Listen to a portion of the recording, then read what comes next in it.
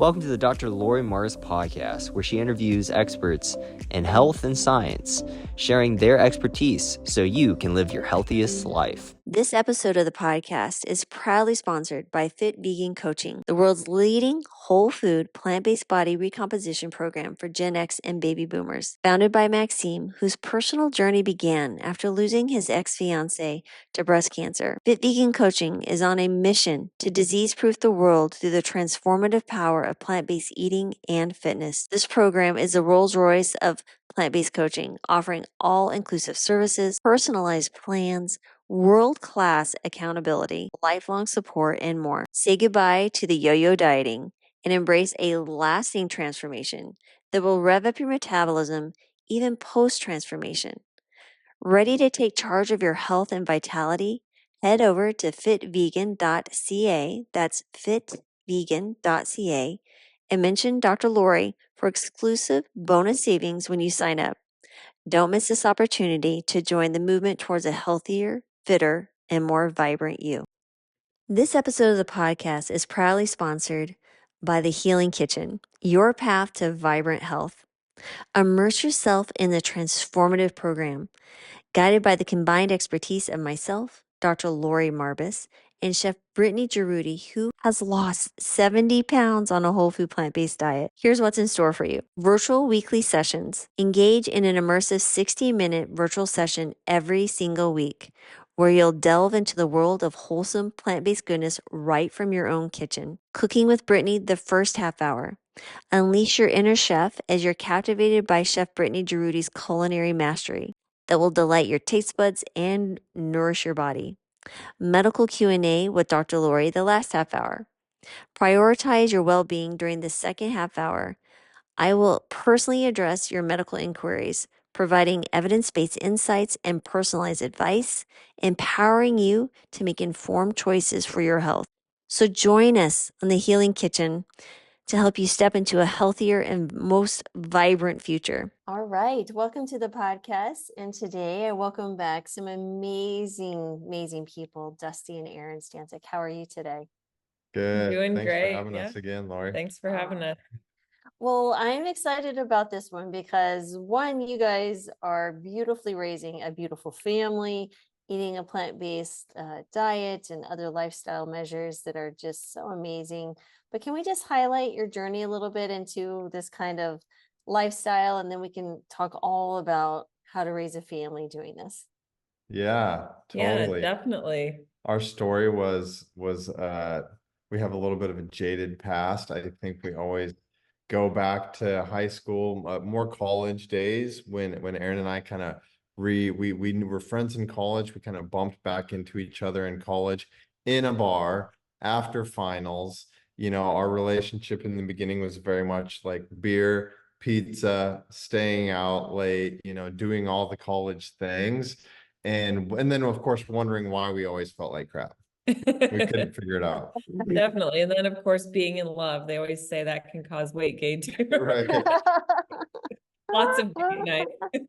Yeah. Oh, my So heavens. yeah, I think you know, everybody goes through their college days, but we all have different rock bottoms. Not everybody has to hit rock bottom to change. But I definitely think that I did. Right. I think we Yep. both did.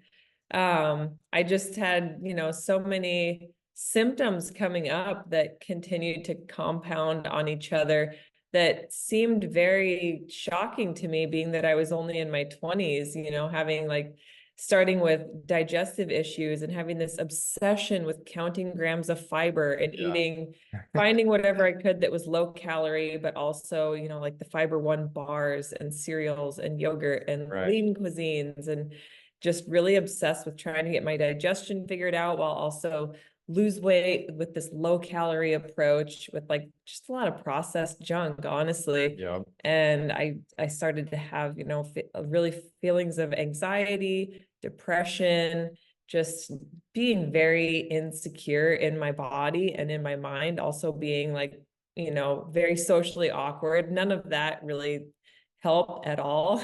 Yeah. while also trying to, you know, go out and be social and make friends. And it turned into drinking and overeating. And Yeah. it was just such a difficult, you know, like up Hard and time. down. And A lot of people say like, oh, I'll give anything to go back to college days. And I'm like, not me, man. I am over. I thought, you know, that was a tumultuous time, I think, Yep. for both of us, for sure. Yeah.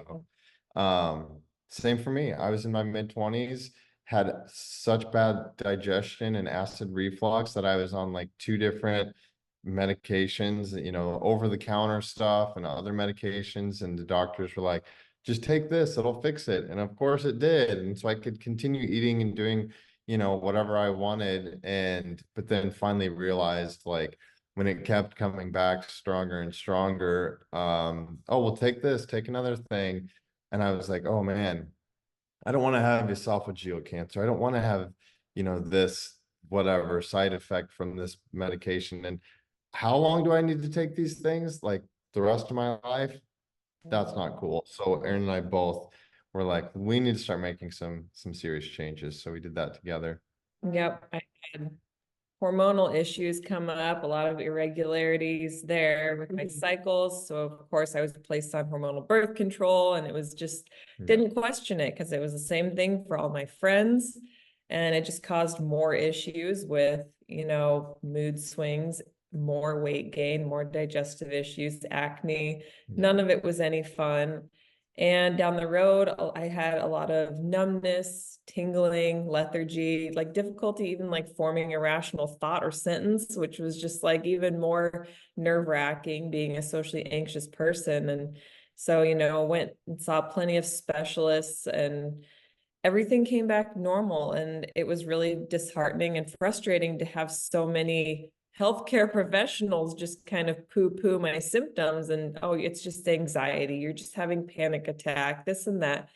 But it definitely felt like so much more. And even though I wasn't giving a, you know, a diagnosis, which I was really hoping for, because it's like, I just give me a pill so I can feel better and fix this problem. But I wasn't getting that simple cut and dry answer. But I'm like, I was most definitely in a state of dis-ease, and something needed to happen. And, you know, we started doing more of our own research. We stopped going out. We started to take everything more seriously, food, fitness, Cooking at home. mindfulness.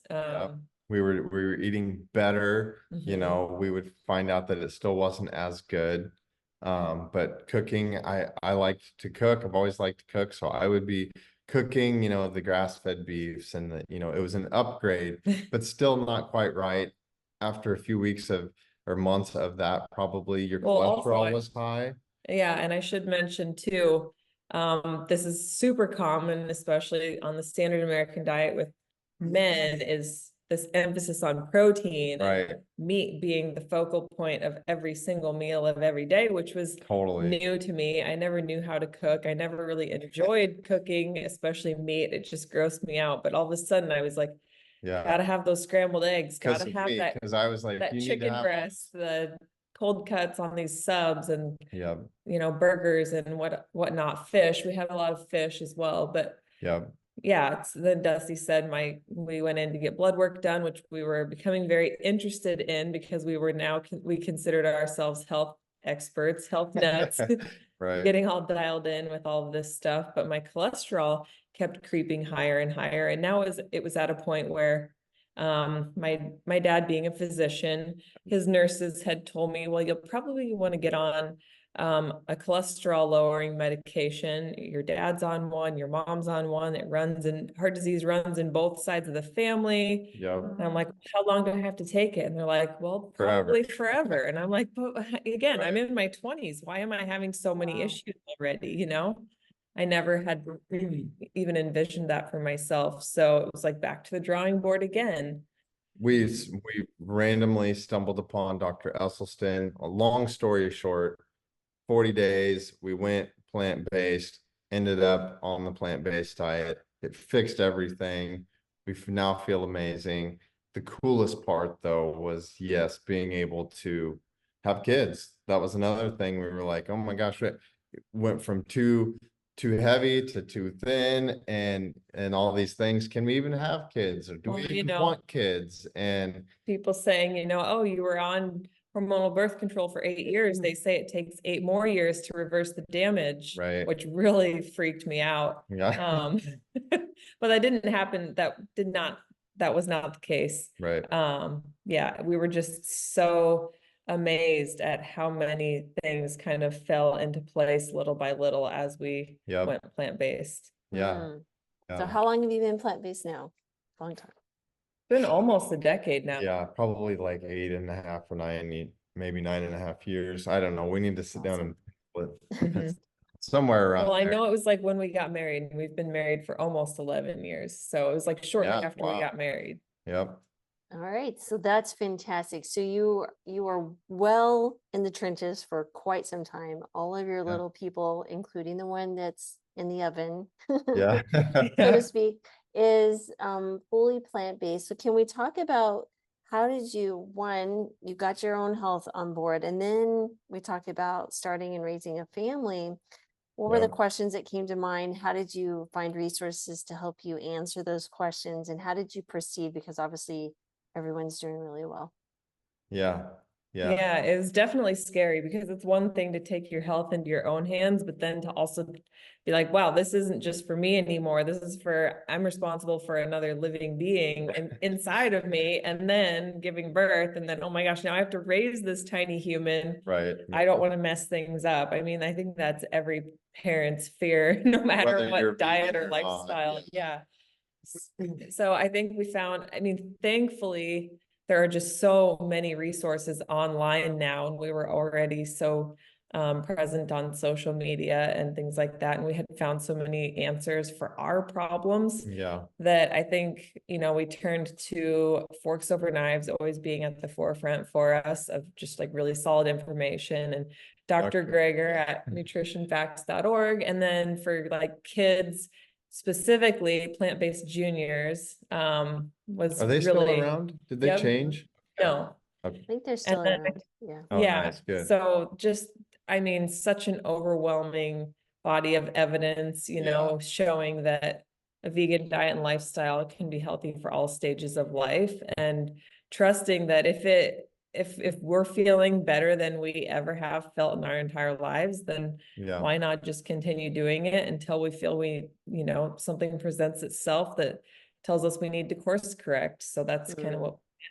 And I think too, Lori, I mentioned we were just on another podcast with another friend, and we were talking about, the kids, and we put our kids out there, for better or for worse. But I think we hear from so many people that are like, my kids love watching your kids, and even older people, which is funny and exciting. But even older people that are like, I love watching your kids, and I love watching your family. It's colorful, and it's all the things. And not to brag, we all think that our kids are the best, right? I think everybody thinks that, but it's a true testament, I think, to the way we are eating and living when we continue to get compliments. And we're at baseball for Max last night, and he just crushes it with everything he does. And your aunt, who's a pediatric cardiologist, she sees, unfortunately, a lot of unhealthy children. She looked at us one day, and she's not a big complimenting type of person. And she had the nicest things to say about Max. This was a while ago. And she's like, that boy is so like awake. He's so like smart. He's so present, and she's like, I think it's because of the way you guys are eating. And I was like, yeah, I think so too. I do. I think so. Not everybody's kids, are quite as on point that way. And so I'm hoping that it seems like everything's working out. Yeah, no, I will tell you, so my oldest is going to be 30 in a few weeks. So I remember the day we brought her home, I was like, okay, Yeah. now what do I do with this? Yeah. Right. Oh, they let me out Right. of the hospital carrying a little creature. And wonderful Right. blessings, obviously. But it's funny though. So we transitioned my kids, they were 13, 15, and 18. So Emily went Yeah. off to college. I didn't have my clutches in her very long. My boys, I did.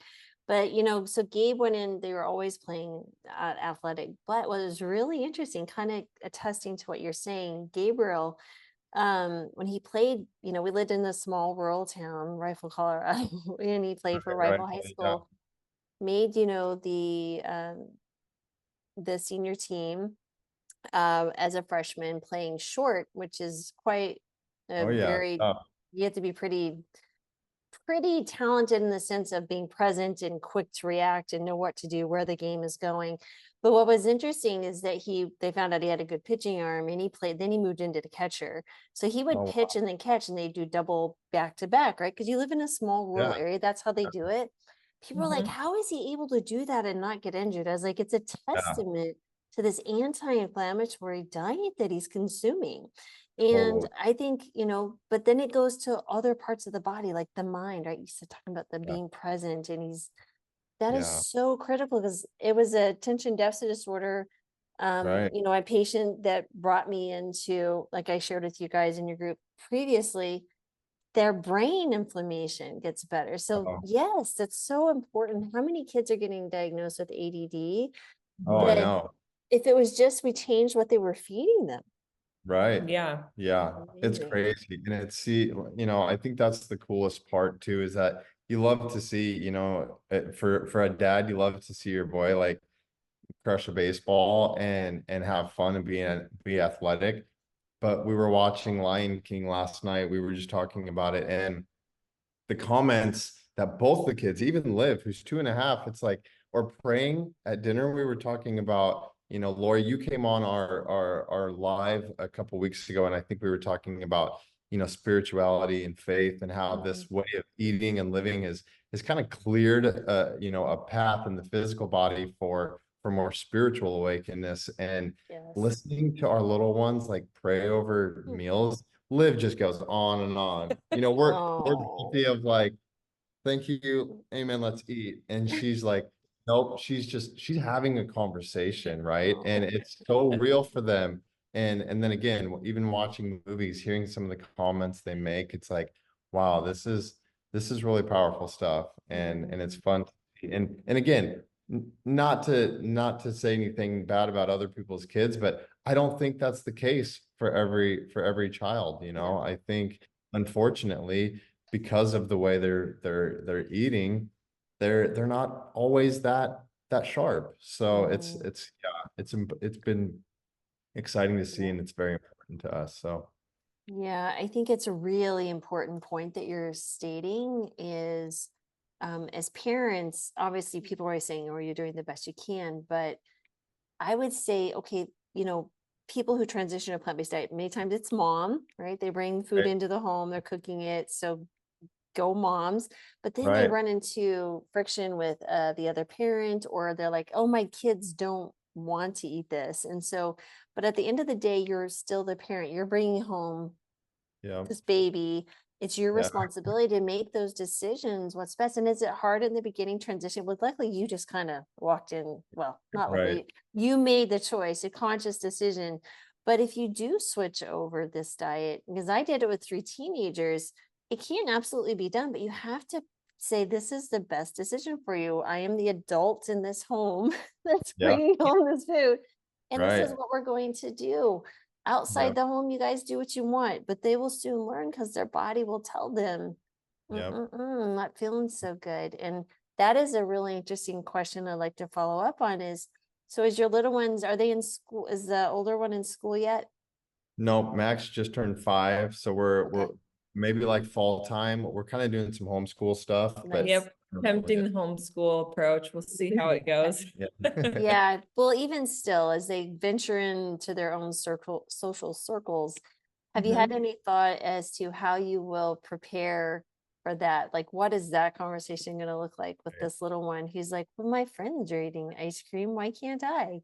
Right. Yeah, I think that I think one thing we can all agree upon, regardless of like plant-based or not, whatever diet tribe you want to ascribe to, is delaying the ultra processed and avoiding ultra processed foods as long as possible, especially with your little ones, because I mean their gut microbiome is newly forming, and I think a lot of that is gonna, you know, there's that book, The Pleasure Trap, and just like there's so many processed foods that are like laden with the salts, oils, and sugars, restaurant foods, everything. And so if you can just, you know, delay all of that as long as possible and have them have a bowl of banana and ice cream for dessert instead of regular ice cream and things like that. And our kids, like, you know, at Liv's second birthday party, we had like this giant watermelon cake with berries cascading down the side, and then we had like a traditional just like vegan, it was vegan, but you vanilla, couldn't tell it was a birthday vegan cake, vanilla cake. And so we gave slices of cake and then the fruit one, and the kids like devoured the fruit thing but not first. even our kids, like all the kids, we were kind of surprised, but the other kids were also devouring the regular cake, and our kids couldn't do it. They were like, Max is like, Dad, I feel sick. He's like, I'm too sugar. They'll have a couple bites, but they kind of have learned their own limits, as opposed to, I think, even for you and I, not really. I mean, I was just like a sugarholic. Even when we got together, he's like, you have candy hiding in a lot of places. Right.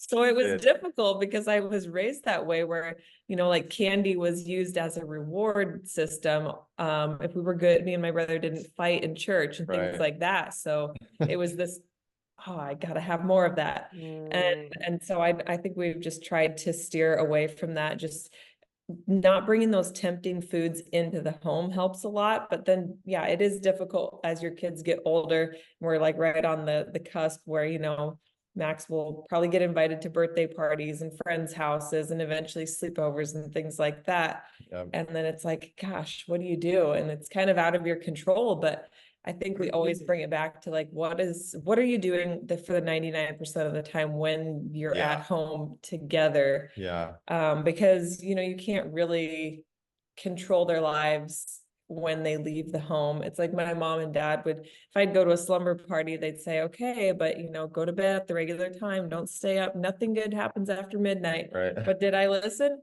No. But that's how you learn. I think too, it's the most powerful form of learning for like I said, Max to try whatever, you know, he wants, you know, the cheese pizza, and then maybe he feels lousy, but that's the best way for him to learn. More so than dad or mom saying you can't have it. Go ahead, go for it. Try it. And you know, you'll find out that you feel better on mom and dad's food. And I think kind of so like the saying lead by example, we also say eat by example. We have already witnessed, you know, when we go home and stay with my parents and we're all under the same roof, and Max is watching his cousin Isaiah, who is just very heavy on like the chicken fingers and burgers and pizza and all that kind of stuff, but he doesn't opt for any of that, you know. He just, I think he's heard and seen so much of what we do and don't do that he just has a preference for healthier foods. Starting model. But it's a very important point that I think's been illustrated in multiple, my own household, but other families that have children, is that if you allow them to make those independent food choices outside of your home, then you're not creating animosity between the parent and the kiddo. You're allowing them to grow in a safe place. They're going to be okay if they eat a slice of whatever, a piece of that, and their bodies they're so attuned to feeling well that these ultra processed foods and these other foods, they knock on this system and they're like, what just happened? But it's a great pointer back to your choices have consequences, which is a great lesson in other areas of life. And so it's just, it's a phenomenal journey for you. So you're I know 3 pregnant ladies, all plant-based right now. So it's really fun to see how you guys approach this, and very similar. You know, they have, one's their first one, the other one's their second, and this is your third. So another question that will come is, what is a day of eating while you're pregnant? Does it change as your trimesters move forward? Like, what are you finding that you're feeling good with and eating enough to gain and, the amount of weight and the baby's growing and everything there? Yeah, I think first trimester, every pregnancy without fail, I did not avoid the nausea and food aversions.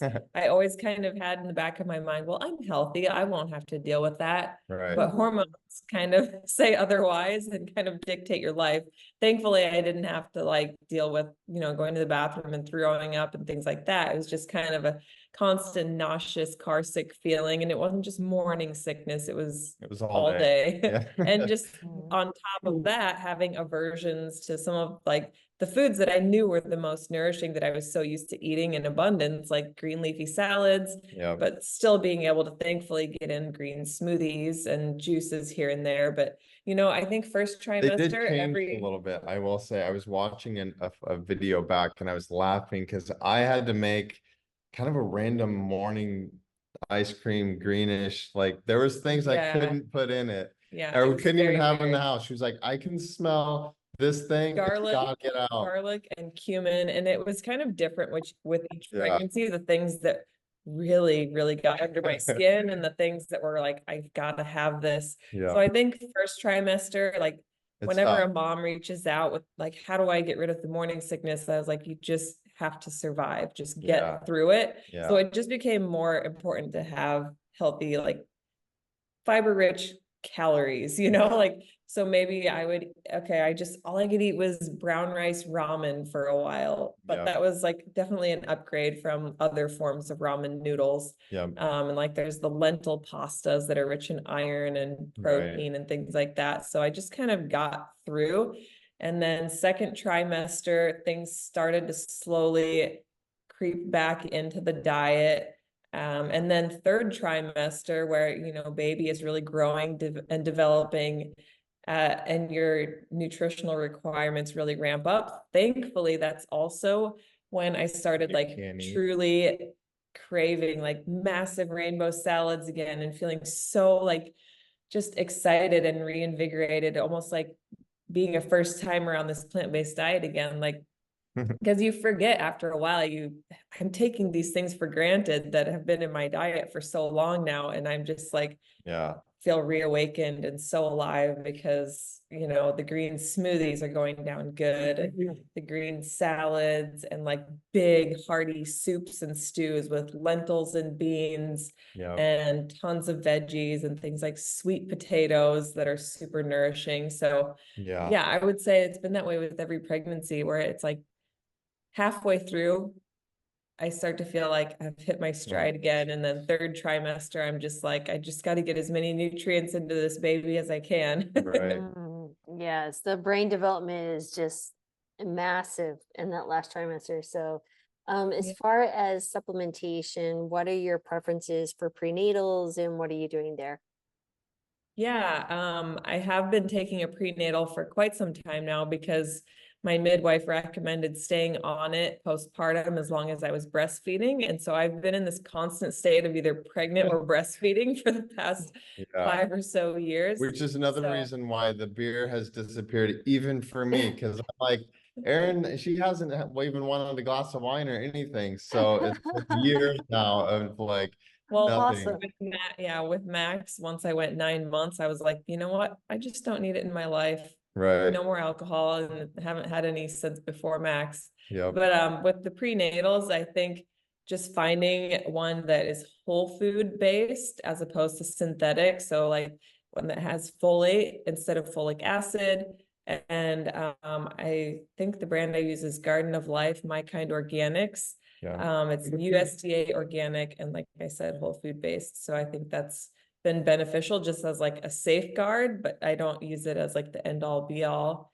And then also having sometimes like just having on hand a couple individual extra vitamins, like I think that omega-3s. So I have an algae omega that's got the EPA and DHA, super, super important. Pregnant or not, I just think that one just keeps us both sharp. Oh yeah. And great for eye health, cardiovascular and everything. And then we also keep a liquid D3 and B12 on hand. Mhm. So yeah, that's pretty much it. And just really focusing right now on like iron-rich foods. Yeah. Because, you know, like I recently heard, and it doesn't sound like the friendliest way to look at it, but your baby is almost acting as a parasite in your body. It's like leaching so Sucking much. all the And so, yeah, it's just really important to, you know, keep those safeguards on hand, and also to have your stores be really built up before you even conceive, I think is huge too. right. And even plant-based or not, you mentioned iron again being super important, and you hear about, oh, well, I went vegan and I became anemic, but you know, talking to your midwife, it sounds like just as many, you know, meat eaters are still having issues with iron, and again, especially in pregnancy, your blood volume goes up, and you know, so yeah, it's important. Supplementation is important. I supplement too. I take Complement. I love Complement. It's got everything in there. The kids, same thing. We make sure they get their algae omegas and B12 and D3, and yeah, it's things are going well. I'd rather eat a cleaner diet and not get the junk that's in, you know, maybe you do get more iron absorption if you eat meat, but I'd rather just take a healthy a clean supplement and not get everything else that also comes with the meat. So yeah, there's a lot of debate, but I think we're in a good place. Yeah, and it's a different type of iron, and it's so there's a lot. So I agree with you. Like those are the three. It's B12, which is everyone should be taking vitamin D and the omegas. Yeah. And then I play around with other stuff depending on the patient. The iodine is really important during pregnancy. So obviously there, and of course the iron for especially if you're menstruating and losing iron and struggling to get enough. But the thing is with and you never think about this. You go through medical school again, just a testament to the lack of nutritional education is, you know, when little ones turn around 1 or so, you're checking blood work to make sure they're not anemic. And what do you do for them who are you like, oh, cut down on the milk? I'm like, well, Right. it's cow's milk. Like, Right. first of all, if this is being harmful to a child, to the point that you might be anemic, shouldn't we Yeah. be thinking about, maybe Right. they don't need cow's milk because Yeah. it causes inflammation and microbleeding in the gut. It's like, what in the world is wrong with us as a society? Anyway, it was quite a revelation. Erin says it all the time. She's like, we hear when you're pregnant, maybe don't eat this, don't drink that, don't do this if you're pregnant. She's like, shouldn't we just all not do that anyway, whether we're pregnant or not? Like, yeah, you're And probably I right. mean, even with personal care products, I got so many different like clean baby products that now I use those on myself. Like I use a baby lotion. I'm like, Right. why does the adult one have the things in it? No. The same with kids' clothing. It's so much more easy to find organic cotton and like natural fibers. I'm Right. like, gosh, there's so many cute organic cotton onesies. Can they make that in my size? You know? Comfortable. I'm like, seriously, let's make some I use organic cotton clothes for I dad. use baby wipes as my makeup remover because there's like one ingredient. Right. Yep, Right. yep. No, that's a whole nother, there's so many things we Yeah. could go down. I mean, I think it was less complicated for my kids just because there wasn't as, I don't know, I'd one, I Yeah. couldn't afford as much, but also is just, you know, simple ingredients because they were just cheaper. So like that's for me, it was we kind of lucked out. So yeah, it's interesting. But I wanted to share this story, kind of going back to the kiddos in their own, they're teaching them to be intuitive with their own body, right? So they're understanding hunger cues and they're understanding when they don't feel well. They're not creating this unhealthy relationship with food. So I interviewed a good friend of mine, Dr. Jeb Brewer, who just released a book called The Hunger Habits. He's plant-based as well. But it's all about, you know, the psychology of how we're eating and mindfulness. And it's brilliant, his work. But what was interesting was speaking to, you know, the ultra processed foods and the dopamine and all those things, and how it can start with kids, right, being rewarded with food in school or whatever. Parents, you know, they're giving them candies for doing this or doing that, and then they get this dopamine, it's ultra processed, this sugar, Yeah. and then it leads into when they're trying to avoid stress, or again, there's that positive reinforcement and the negative reinforcement, either positive reinforcing a good feeling, oh, birthday cake, birthday party, friends, social, Right. feels good. Negative reinforcement, I eat, I get dopamine when I have a stress or whatever. So anyway, really fascinating conversation, but I wanted to share a story with Gabe. Poor Gabe, I'm picking on him today. He can handle it. So Gabe was, I'll see, how old was he? He was a freshman. I think he was a freshman. Yeah, he was 14, 15, somewhere in there. And he didn't make the state cross country team, but close. And so he took his coach took him. Gabe's a great kid, super young man now, but then teenager, very coachable. So his coach took Gabe and's like, hey, you can come with us, help with the team. That, you know, there were two players or two runners that made it. And so they went off to Denver. And they left like on a Friday morning, came back late Saturday afternoon. And Gabe came, maybe it was Sunday. No, it was a Saturday. Anyway, doesn't matter. Gabe came home and he's like, Mom, man, I'm just so tired.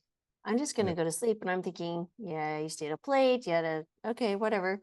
Well, he slept the entire evening through the morning, and I get a phone call from the house. Of course, he's across the house and up the stairs. He's like, 2 a.m. It's like, Mom, I don't feel good. I'm like, yeah, he couldn't come get me. Like, he must be really, because this kid, I mean, you play baseball, you get rammed by people and stuff. I mean, you know, you're a tough kid. And so I literally went upstairs, and this kid is just doubled over with severe pain. And so we watched him, and I watched his belly pain go from right around his belly button to that right lower side where your appendix resides. And I was like, Gabriel Mervis, what did you eat? Like, what in my mind went? And he's like, Mom, it was really bad. He was because I had hamburgers and pizza and ice cream, everything. He ate this before we went plant-based. Like, he just like devoured. It's like, when the cat's away, the mice will play, right? So the mice want to play. He was like, Mom's not around to make me feel whatever. I'm doing it. But what a powerful lesson. Well, then we end up going to the ER, right? So I'm calling the hospital where I work, is like, I'm bringing my child who made some very poor decisions, but we're going to the ER because I'm worried about his appendix. So like, okay, bring him right in. So we're driving. And of course, I'm the worried parent, but annoyed parent at the same time. And so we plop in and we check his white cell blood cell is really high, right? He didn't have fever, but he was having severe pain. They did some imaging and his appendix looked okay, but they were worried about this white cell count and his severe pain that morphine didn't even calm, right? I mean, just insane. So they admitted him to the hospital. Kidding. Overnight, we're watching him. It took 12 hours for his pain to subside. His white count finally dropped down. His appendix was always okay. And that child never ate like that again. I'm sure he's had his moments of occasional, but he's completely plant-based, more ethical vegan at this point too, but he makes healthy choices. But what was funny is reflecting back on earlier in his life, he'd have these random episodes of severe belly pain. And I think it was the dairy. But it was so random. The correlation just never occurred. But anyway, so that's a severe example of children learning what the food can do to you. But anyway, so yes. So the other kiddos that I work with, like I have some families that have like a type 1 diabetic. That's how I first met them. It's been like 4 years. He's 8.5. Their older sister, but she's like that too. She'll go to birthday parties. First time she ever went, she ate ice cream or something, and she came back. She said, Mama, I don't feel good. Now she makes healthy choices when she goes to birthday party. Like, this is amazing. So I love that. So we talked about what you're doing. So can you walk us through a day of what the Stantics are cooking and eating? Because I think the families would be really interested in that. Yeah. I think I've got well, you say breakfast and I'll talk about what's on the counter behind me. Awesome. usually I wake up to Liv whispering in my ear, Mom, let's go make a smoothie bowl Yeah. almost routinely every morning now. Right. We're the two early risers that sneak out here in the kitchen, and we're usually making like a mango tropical green smoothie with like kale and all the goods in it, and flax and chia. And earlier you mentioned iodine. We usually just hide some dulse flakes, which is like a sea vegetable, seaweed, for iodine. We'll throw like a Brazil nut or two in there for selenium. And it ends up tasting so Delicious. good. Like you can't tell that you're consuming like a salad in a glass, essentially. Yeah. It's like a multivitamin in a glass. We always say, don't do this. But I always tell people, like, you could eat canned peaches and smoke cigarettes wait, no, that's not the right one. Never smoke cigarettes. You could eat canned peaches and French fries for the rest of the day, but you still get like almost everything you need from this green smoothie, this multivitamin in a glass. It's fun. The kids enjoy it. We all love it. We don't want to ever go a day without it. I think breakfast is always my favorite. And we'll usually follow it with like some form of oats, like whether it's just like steel cut or stovetop rolled oats, or like I do like a baked berry oatmeal, and Dusty makes waffles sometimes, or like we'll do pancakes where we're just like blending our own oat flour and all that stuff. And again, we're adding in chia and flax and bananas, and they're almost always the same. The oats, the muffins, the waffles, they're like all the same ingredients. But again, tons of iron, protein, all the good stuff in there. They're hearty, they're filling. That usually kind of molds into lunchtime. We'll just continue eating waffles through lunch. Tons of fruit. We graze on fruit a lot during the day. We've always got tons, like a big bowl of mixed berries ready to go.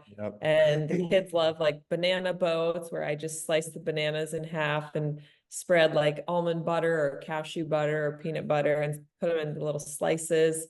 Apples, oranges, we always call as like nature's fast fruit or fast food, because they're just like pre-packaged. And it's like, if we're on one of those grab and go days, we just, we're going to the beach or the library or wherever, it's lots of fruit. It's nice because you can find those three: bananas, apples, oranges at a gas station, right? Like you can pretty much find those.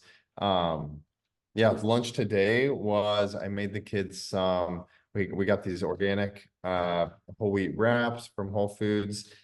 I put leftover tofu scramble that Erin made in there with some hummus, folded them up and threw them on the pan so they're cooked and crunchy, and the kids dip them in ketchup, and it's like crazy. They love them, and I'm like, yeah, whatever. I don't care if you eat all that ketchup or whatever, just get the good nutrition in, and they seriously love it. So there was like spinach, bell pepper, and tomato, and onion and garlic hidden in the tofu scramble. And like a couple days before, I did like tortilla pizza, where we bake these tortillas and then spread like some refried beans on top, and then again like all the veggies of all the colors, and guac and some cashew cheese, and made it into little slices. So things like that is for the super kids, simple. right? Cashews, maybe some water, cashews, turmeric, nutritional yeast, salt, and water, and just blend it up, and it's like so good. So delicious. and then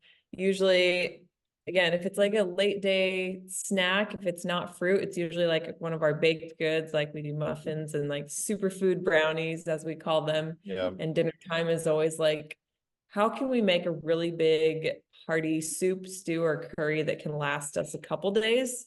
So we're like, at the end of the day, when nobody wants to cook, at least it's every other day instead of every day. And usually we'll have like a salad before the dinner, like big pretty rainbow salads, or I'm usually the dinner guy. Like Erin said, if I can skip a day or two of cooking, that's a win for me. So right now on the counter behind us, before the podcast, I was finishing throwing everything in. We're doing a big chili. Seriously, so much is in there, like 4 different kinds of beans, 2 different types of sweet potatoes. I did throw some regular potatoes in there because they were on the counter. I'm like, what the heck?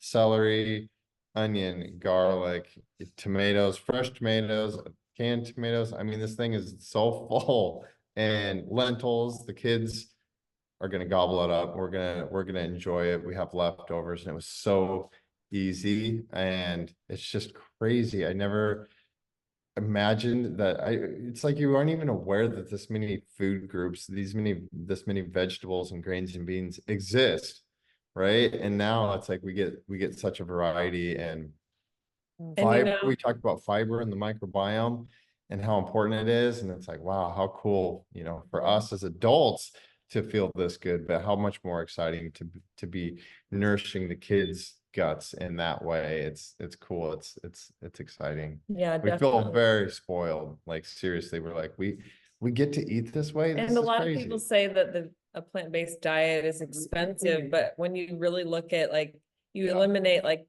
you don't need to have the fancy superfood powders and all of that stuff. Like the foundation of like our breakfast is bananas in the smoothie, and the foundation for the oats is, the oats, for oatmeal. We buy And oats then- by like a 50-pound bag, and it's, they're affordable, they're cheap. Same then thing with these beans and massive, rice. massive calorie dense dinners, the beans, the rice, the lentils, A things bag like of that. potatoes. I mean, it's like old fashioned, Like all the staples. You can go to Costco or wherever and buy massive quantities. And with our bananas, we buy them by the case, and when they get ripe, we just freeze them all for smoothies for days. we just did a Costco video haul, and again, the tropical mango smoothie. Max and I went to Costco a couple days ago. I bought 4 massive bags of mangoes. They're like 10-pound bags, and they were $10 a piece. That's not a lot for really delicious mango. Not all mango you buy frozen is good, but again, Costco, a lot of these places, And that's same what the thing. kids want for dessert too, which is funny. Me too. Like we get out a bowl full of frozen mango and a bowl full of frozen cherries, and it's perfect. And it doesn't have to be expensive. And yes, buying mangoes is expensive, but buy them frozen, and let them thaw, and they're delicious. And it's, again, we feel it's very much the abundance diet, and we feel fortunate to have stumbled upon it, and the kids will hopefully thank us one day for introducing all this. No, I can't imagine them not saying thanks, Mom and Dad, for taking the time to invest in your health and our health. That's a no-brainer. Right. That is fantastic. So yes, so we talked about pregnancy, we talked about raising the family, we talked about what you're eating, because these are the big questions that I get. I guess the other final question would be, you're taking your kiddos to see their doctor, or it sounds like you have a midwife or an OB. What are the conversations that you're having on the other side? Are you finding practitioners that are open and welcoming to this type of dietary change, or are you struggling, and what do you say if you are?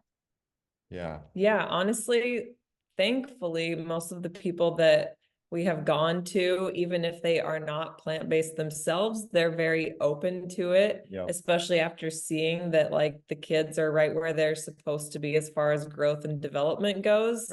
Even my dad himself, who is a physician, and he is by no means plant-based. To our He's not plant-based, but he will, he directs so many patients to eat, move, rest. Go check out my daughter and son-in-law, and he says, you guys are doing the best diet you can for yourselves and your kids. So it's encouraging that more and more healthcare practitioners in the mainstream are, at least like, even Dr. Scott, who we also had on our membership the other day, just moved to the area and reached out to us. He's an OB, and he reached out and was like, hey, I want to connect with you guys. He's been following us, which was cool to hear from him. He's now in the area. And it's like, wow, that even if it's one person in our area, it's exciting because it's more than none. And he's connected us with even more people. Your midwife, the whole group is they're all vegan. That's amazing. Which has been really exciting for Erin, especially. Like, even if that's not the case for some of the listeners, I know it's not always the case where you find a doctor who is encouraging of this type of lifestyle. to be honest, you don't really have to make it like the focal point of the conversation Right. or even bring it up at all, because Yeah. most physicians just aren't educated as much as they should be in the area of nutrition, Right. especially plant-based nutrition. Yeah. And We have so a lot of people that come to us and they're like, we've been eating this way and following you guys and whatever, friends even, let's like some friends back home that go to the doctor and they leave so discouraged because the doctor just tears their diet apart. And I'm like, just don't tell them, you know, just take the kids in, you know, and just let them do the test. And certainly if something's wrong, you know, whatever, that's one thing. But otherwise, they're most likely, like Erin said, they're not going to have, you know, valid input on a plant-based diet. So if you feel discouraged, just leave it to yourselves. I don't know. And there's plenty of plant-based physicians like yourself online can to find. turn to. Yeah. So Right. Absolutely. Yeah, no, that's very very true for sure. So, well, I know we're coming into the last few minutes here that we dedicated. And is there anything you'd like to share this here as your resources and everything that you guys are doing online to help people, or any new projects or anything that you'd like to share? yeah, definitely. We've got I guess the best place to start is to go to eatmoverest.com. You'll find right there we have a free 7-day video course. So that's just kind of a feel better in your body, like health transformation guide, kind of what we went through, focusing on like the 7 main areas of concern for people, kind of the like pitfalls. weight management, hormonal imbalances, stress and anxiety, how to navigate family and social settings. So that's a good. great And that's place a to free, start. again, that's a free thing. And that's then I guess from there would be the membership, the next step. It's been so much fun for us to finally create. I don't know why it took us so long to put it Well, we were together. hosting retreats, but again, Yeah. you can only connect with, you know, a group of 15 to 18 individuals. It's expensive, it's hard to travel, all the things. And we're like, let's just create a community online. We've had an app, recipe app and meal planner for a couple of years now. And we're like, let's just make it free within the membership. And let's just throw every ebook we've ever created within the membership. And how about every PDF and everything we've ever made? Let's just put it in the membership. And Facebook group, private Facebook group. We do live calls with people like yourself, like we did a couple of weeks ago. That's been really fun and exciting. People are helping each other that way. Like if you want to make something stick long term, make it sustainable for a lifetime, you need to just focus on the 3 A's. That's accountability, what you're getting within the group with all of the other members who are like going out of their way to help each other, which is so incredible and exciting. And you need access. We've got access to all of our different resources, and then action plans, which we have, you know, with our ebooks, doing like a 10,000 step challenge and an Eat the Rainbow challenge, and people are posting. It's honestly, I'm like, this is working for me. You know, I needed to step my game up with my 10,000 steps, and the next one we're going to do is a meditation one. So I know it's going to help me tremendously there too. That would be another thing we recommend. We've got a book coming out in December, which has been a labor of love, but it's also been very difficult. We're glad to have that finished, and so look for that maybe around Christmas time. And talk about kid approved recipes. I mean, the kids were hovering over me as I took a photographed every single recipe, just waiting to dig in. We did all the food prep, all the photos ourselves. So that's another thing the editor thought was cool. She was like, I love your recipes because they're like dump and go, or like they're super simple. And they're colorful, kids like them, the kids will eat them. And so like, let's make our book that way. Let's include the kids, you know, like their hands are in things. And so that was really fun. And hopefully that helps families for sure. So it's a cookbook? Yeah, it's like half cookbook and half like our philosophy. So I think there's like 75 recipes though. So it's a pretty substantial cookbook. Yeah, that is definitely a labor of love. So that's fantastic. So we'll have to have you back on when it comes out. Yeah. Sure. Yeah. Fantastic. Excellent. So we'll have all those links and below, so you guys check them out. as you can see, they're delightful, amazing people. You would definitely check them out, guys. It is a lot of fun. So, thank you so much for spending time with me today and sharing your expertise and journey with the audience. Thanks for having us. Yeah, thank you so much. Absolutely.